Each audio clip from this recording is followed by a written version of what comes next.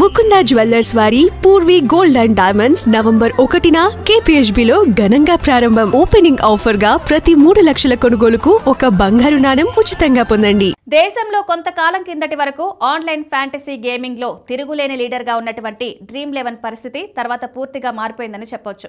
కేంద్ర ప్రభుత్వం తీసుకొచ్చిన ఆన్లైన్ గేమింగ్ బిల్ తో ఎన్నో కష్టాలను ఎదుర్కొంటోంది.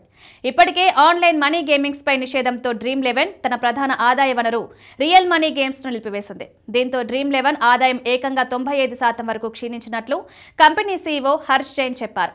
నష్టాలను పూడ్చుకునేందుకు company free to play ad supported మోడల్కు మారినప్పటికీ పెద్దగా కలిసి రాలేదు. దీంతో భవిష్యత్తులో ఆదాయాన్ని పెంచేందుకు ఆర్థిక సేవల రంగంలోకి ప్రవేశించాలని నిర్ణయం తీసుకున్నట్లు సమాచారం.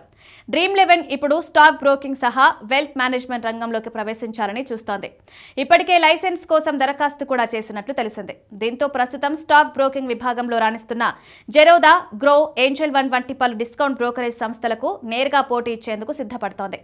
ఈ డ్రీమ్11 ఇప్పుడు డ్రీమ్ మనీ పేరిట స్టాక్ బ్రోకింగ్ సేవల్ని అందించేందుకు ప్లాన్ చేస్తున్నట్లు సమాచారం. డ్రీమ్11 ప్రస్తుతం సుమారు 26 కోట్ల మందికి పైగా భారీ యూజర్ బేస్ కలిగి ఉండడం విశేషం.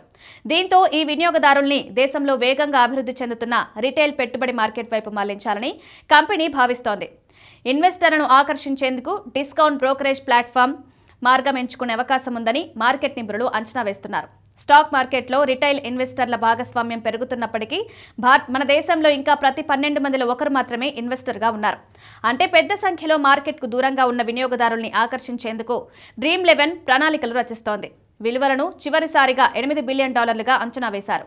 దీంట్లో టైగర్ గ్లోబల్, TPG, టెన్సెంట్ వంటి ప్రముఖ అంతర్జాతీయ పెట్టుబడిదారుల మద్దతు కలిగి ఉంది.